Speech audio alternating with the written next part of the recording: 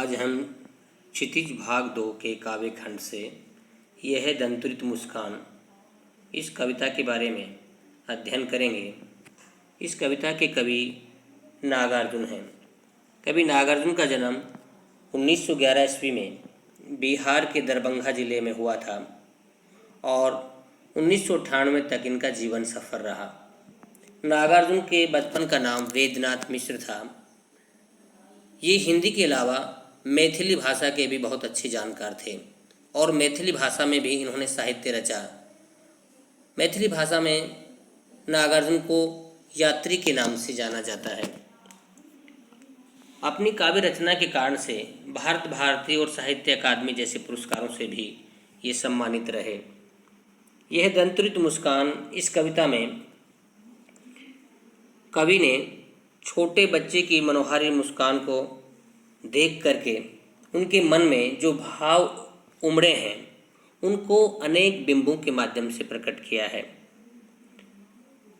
कवि ने इस कविता में बताया है कि छोटे बच्चे की मुस्कान में वो शक्ति होती है कि हर व्यक्ति में वो नई ऊर्जा भर देता है, प्रत्येक व्यक्ति में एक आनंद का संचार करता है। छोटे बच्चे की मुस्कुराहट को देख करके व्यक्ति चिंताओं से मुक्त हो जाता है। अतः हम कह सकते हैं कि छोटे बच्चे की मुस्कुराहट से कठोर हृदय व्यक्ति भी पानी की तरह से पिघल जाता है। तो हृदय परिवर्तन करने की क्षमता छोटे बच्चे की मुस्कुराहट में होती है।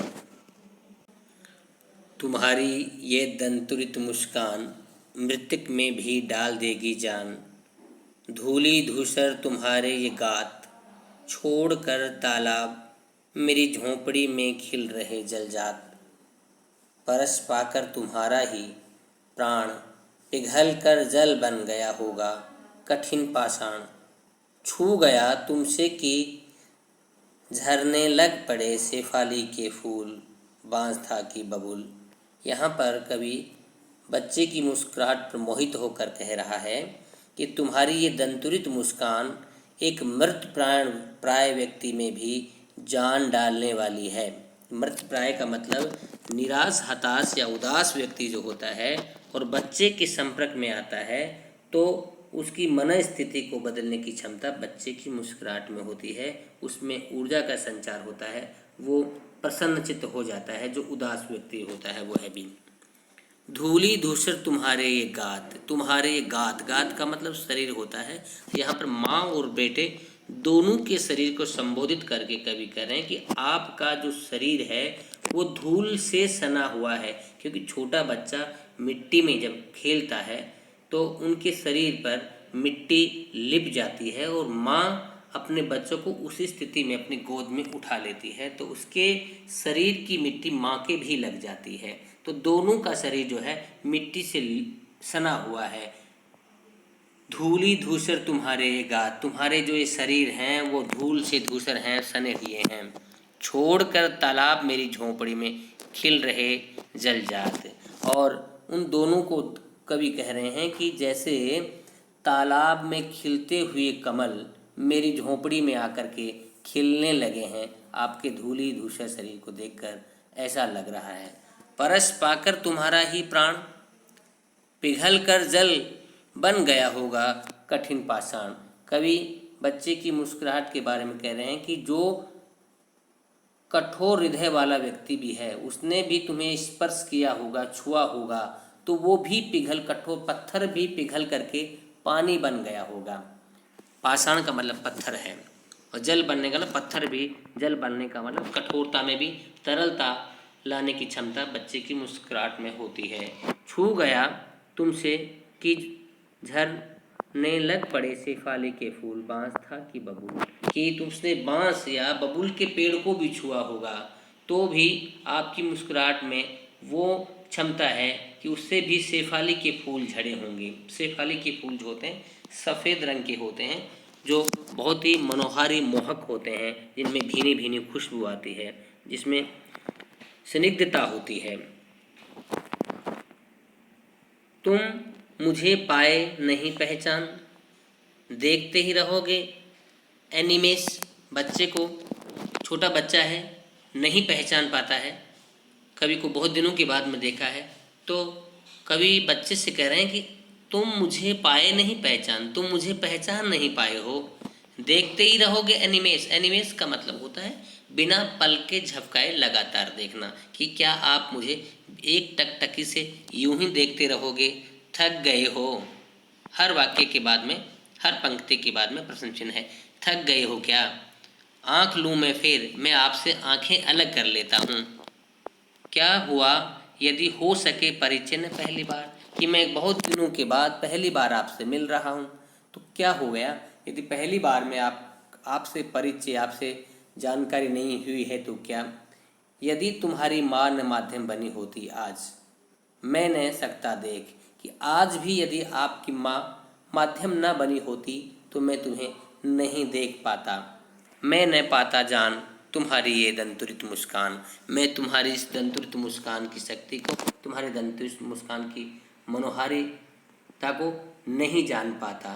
तो यहाँ पर कवि बच्चे के लिए उसकी माँ को श्रेय देता है, माध्यम बताते हैं। धन्य तुम, माँ भी तुम्हारी धन्य। कि बच्चे से कह रहे हैं कि आप भी धन्य हो, तुम्हारी माँ भी धन्य है, कि माँ को आप जैसा बच्चा मिला है और आप जैसे बच्चे को ऐसी माँ मिला है, दोनों का ही जीवन धन्य हो गया है। चीर प्रवासी में इतर में अन्य, कि भाई मैं चीर प्रवासी का मतलब है कि कवि प्राय घुमक्कड़ प्रवृत्ति के थे और बहुत दिनों तक घर से बाहर रहते थे। तो कई दिनों के बाद में आए, तो कवि अपने आप को चीर प्रवासी या बहुत दिनों के बाद में आने वाला अजनबी बता रहे हैं। इस अतिथि के से प्रिय तुम्हारा क्या रहा संपर्क, फिर मैं तो मेहमान की तरह से आज आया हूँ, तो मेरा आपसे संपर्क भी क्या रहा है, मेरा से आपका संबंध भी अब तक नहीं रहा है।